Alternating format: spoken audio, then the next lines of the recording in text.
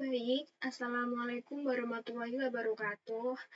Perkenalkan, nama saya Nufasya Ulia Putri Daya dengan NIM 24051204028 dari kelas TI 2024A.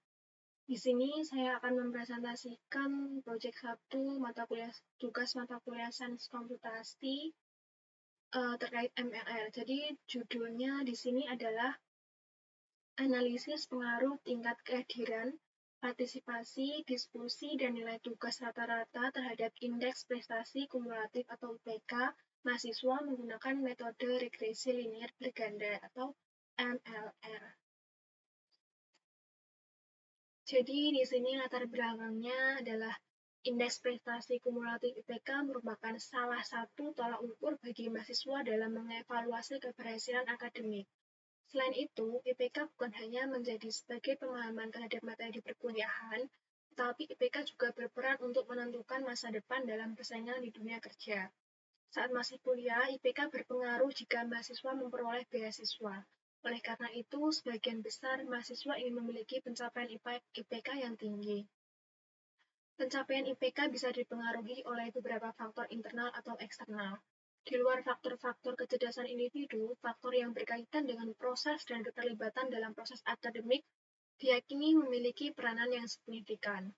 Adapun 3 faktor yang sering dianggap berpengaruh yaitu tingkat kehadiran di kelas, keaktifan diskusi, dan rata-rata nilai yang didapatkan. Meskipun 3 faktor tersebut secara logis diyakini kuat berpengaruh terhadap nilai IPK, namun seberapa besar pengaruhnya itu dalam kuantitatif masih belum terukur jelas, sehingga dilakukanlah analisis ini untuk membuktikan seberapa besar sih tingkat kehadiran, keaktifan diskusi, dan nilai rata-rata tugas yang diperoleh. Selanjutnya, rumusan masalahnya yang pertama, bagaimana pengaruh tingkat kehadiran, partisipasi diskusi, dan rata-rata nilai tugas terhadap IPK mahasiswa.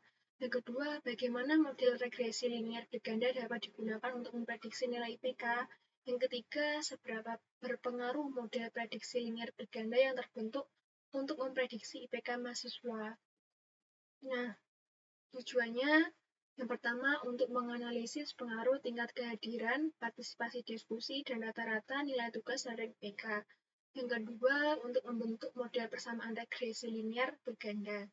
Yang ketiga, mengevaluasi pengaruh akurasi terhadap model menggunakan metode RSE, RSS, MSE, RMSE, dan MAPE.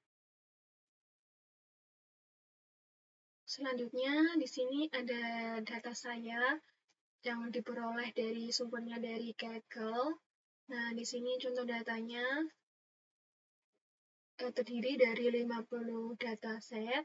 Yang pertama untuk X1-nya itu berupa kehadiran dalam persen.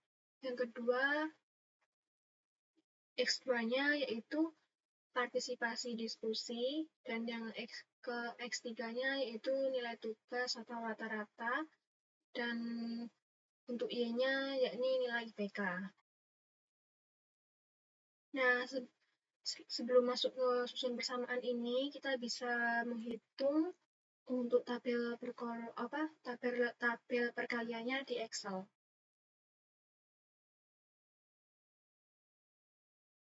Nah, ini data mentahnya.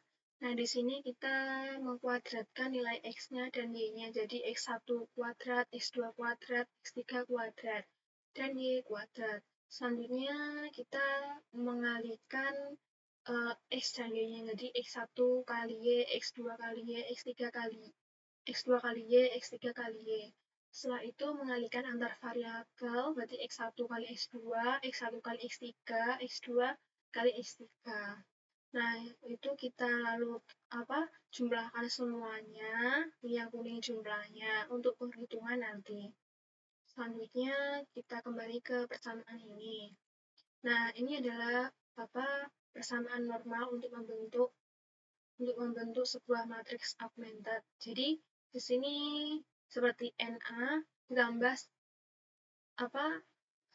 sum X1 kali beta 1 tambah summary X2 kali beta 2 tambah sum X3 kali beta 3 sama dengan sum Y. Nah, di sini kan totalnya 50 data.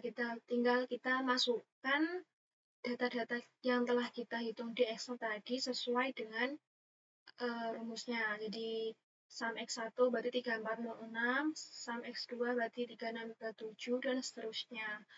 Sehingga diperolehlah seperti ini persamaan normalnya untuk 3 variabel X. Selanjutnya, setelah menjadikan persamaan normal tadi, kita bentuk menjadi matriks augmented. Nah, ini bentuk matriks augmented-nya. Dari persamaan ini kita bentuk menjadi matriks augmented seperti ini. Setelah itu kita mengeliminasi Gauss. Tujuannya adalah untuk membentuk segitiga atas. Nah, di sini ini matriksnya yang awalnya. Lalu kita akan mempivot R1 dan R3 karena R3 lebih besar daripada R1, kita tukar sehingga didapatkanlah matriks seperti ini. Setelah itu, kita akan membuat angka di bawah 3627 ini menjadi 0. Nah, rumusnya ini untuk R2, R3, dan R4. Contohnya ini, untuk 3406 dibagi 3627, dihasilkan sekitar 0,93904, lalu kita bisa masukkan ke persamaan R2 dikurangi 0,93904 dikalikan R1. Hitung semuanya untuk mengeliminasi kolom 1. Selanjutnya diperolehlah matriks seperti ini. Nah, selanjutnya kita bisa mengeliminasi kolom kedua. Tujuannya adalah untuk membentuk angka 0 di bawah angka 13011. Nah, untuk R3 ini rumusnya, untuk R4 ini.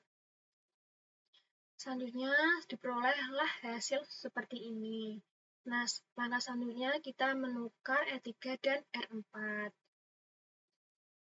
Dihasilkan seperti ini, lalu kita membentuk angka 0 di bawah min 5785,1 dengan perhitungan seperti ini. Dihasilkanlah matriks segitiga atasnya bentuknya seperti ini. Nah, selanjutnya setelah mendapatkan matriks segitiga atas atau setelah mengeliminasi Gauss, kita bisa mencari nilai untuk persamaan Y, atau kita mencari nilai beta 3, beta 2, beta 1 melalui substitusi mundur. Nah, jadi substitusi mundur itu kita bisa memulainya dari matriks yang paling bawah ini. Nah, ini mencari nilai beta 3 pada persamaan 4. Min 326,62 dikali beta 3 sama dengan 0,59604. Beta 3 sama dengan 0,59604 dibagi min 326,62 sama dengan beta 3-nya adalah min 0,001825. Selanjutnya, untuk mencari nilai beta 2 pada persamaan 3, seperti ini. Setelah kita dapatkan beta 3-nya, kita bisa memasukkannya di sini, dihasilkan beta 2-nya sama dengan 0,01274. Selanjutnya, mencari nilai beta 1 pada persamaan 2, kita bisa memasukkan nilai beta 2 dan beta 3-nya setelah kita cari tadi, lalu dihasilkanlah beta 1-nya adalah 0,005924. Selanjutnya mencari nilai A pada persamaan yang ke-1. Setelah kita dapatkan beta 3, beta 2, beta 1-nya, kita bisa memasukkan di sini, dihasilkan nilai A-nya adalah 1,5386. Nah, kita bisa susun menjadi persamaan di sini. Jadi persamaannya adalah alfa ditambah beta 1 dikali X1 ditambah beta 2 dikali X2 ditambah beta 3 dikali X3 dan seterusnya sampai N. Nah, di sini kenapa berbeda nilai betanya ataupun alfanya? Ini saya buktikan di oktav, jadi agak berbeda sedikit angkanya. Jadi diperoleh persamaannya adalah Y sama dengan 1,538212 ditambah 0,005926 dikali X1 tambah 0,012743 dikali X2 ditambah min 0,001825 dikali X3. Selanjutnya, sebelum masuk ini, persamaan tadi bisa kita gunakan untuk mencari Y prediksinya. Jadi Y prediksinya itu dihasilkan dari persamaan tadi. Nah, kita bisa memasukkan sesuai datanya, terus dihasilkan seperti ini Y prediksinya. Setelah itu, sebelum mengevaluasi model regresinya, kita perlu mencari errornya. Jadi errornya itu rumusnya Y aktual dikurangi Y prediksi. Nah, ini adalah hasilnya. Selanjutnya kita kuadratkan errornya. Semuanya dihasilkanlah seperti ini.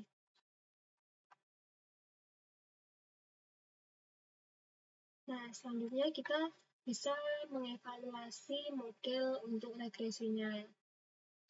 Jadi, pertama kita mengevaluasi model regresi menggunakan RSS. Jadi, rumusnya adalah sigma YI dikurangi prediksi. Y prediksi dikuadratkan. Hasilnya adalah 24,72296922. Tujuan dari RSS sendiri adalah untuk mengatur total akumulasi kesalahan dari model. Selanjutnya ada TSS, jadi kalau tadi prediksi, sekarang rata-rata. Jadi Y asli dikurangi Y rata-rata dikuadratkan. Dihasilkan TSS-nya adalah 26,64. Jadi tujuannya adalah untuk mengatur total kesalahan menggunakan nilai rata-rata. Selanjutnya kita menghitung R-square, jadi rumusnya adalah 1 dikurang RSS dibagi TSS. Nah, tinggal kita masukkan, kita sudah peroleh RSS dan TSS-nya, dihasilkan R-square-nya adalah 0,07196 atau sekitar 7%. Jadi tujuannya adalah untuk mengetahui seberapa besar persentase variasi IPK yang bisa dijelaskan oleh model. Selanjutnya kita bisa menghitung RSE-nya. Jadi rumus RSE sendiri adalah akar dari RSS per N-2. Hasilnya adalah akar dari 0,515618588. Ini akarnya, terus kita hasilnya 0,7176781025. Jadi tujuannya RSE untuk mengetahui rata-rata error dari model prediksi. Selanjutnya menghitung MSE. Jadi rumus MSE sendiri atau mean square error, RSS dibagi N, RSS-nya tadi udah dapat, terus kita N-nya 50 datanya, dihasilkan MSE-nya adalah 0,49445 sekian. Jadi tujuannya adalah untuk mengatur kesalahan peramalan yang besar.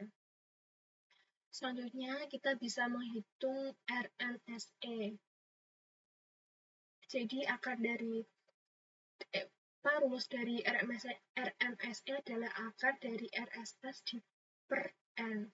RSS-nya seperti 24,72296922 per 50. Dihasilkan RMSE-nya adalah 0,7031780602. Jadi tujuannya adalah untuk mengatur penyebaran residual seberapa dekat titik-titik data observasi terhadap prediksi garis regresi. Jadi konsep RMS ini adalah akar dari MSE. Selanjutnya, yang terakhir kita bisa menghitung MAP-nya. Nah, MAP-nya ini menghitung di Excel ya, dihasilkan 1195,6456% dibagi 50 sama dengan 0,23912892. Kalau lalu kita ubah menjadi bentuk persen, jadi MAP-nya sekitar 23,91%. Jadi tujuannya adalah untuk mengindikasi seberapa besar kesalahan dalam meramal dibandingkan dengan nilai nyata. mengukur rata-rata dalam bentuk persen. Selanjutnya, hasil pembahasannya. Nah, model ini menunjukkan bahwa faktor perilaku kehadiran memiliki sekitar positif 0,0060 dan diskusi sekitar positif 0,0128 yang memiliki pengaruh positif terhadap nilai IPK. Sedangkan pada rata-rata nilai tugas ditemukan koefisiennya negatif sekitar yaitu 0,0018 yang secara asumsi harusnya positif. Hal ini menunjukkan kemungkinan adanya multikolinearitas dalam data atau hubungan antar variabel ya, di mana memiliki korelasi yang kuat dan tumpang tindih antara keaktifan diskusi dan nilai tugas, sehingga model menjadi bingung. Oleh karena itu, koefisiennya negatif. Nah, sebaiknya jangan diartikan bahwa nilai rata-rata tugas yang tinggi menyebabkan IPK yang rendah, karena negatif tadi ya. Setelah dilakukan analisis menunjukkan bahwa model regresi yang terbentuk memiliki tingkat kekuatan prediksi yang rendah. Dilihat dari hasil koefisien determinasi R kuadratnya sebesar 7,2%. Nah, itu menunjukkan bahwa 3 faktor variabel secara kolektif hanya mampu menjelaskan 7,2% dari total variasi terhadap nilai IPK.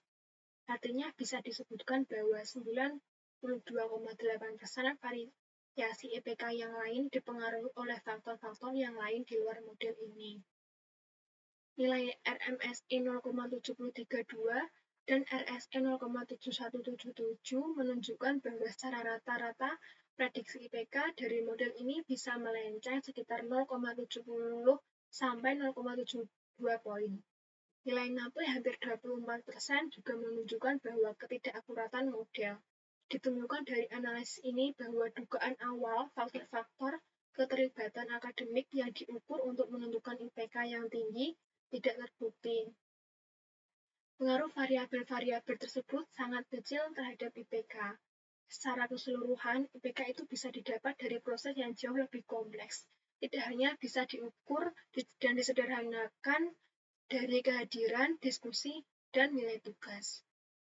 Kesimpulannya, dapat ditarik kesimpulan bahwa faktor penentu untuk kesuksesan akademik perlu ditinjau lebih dalam lagi.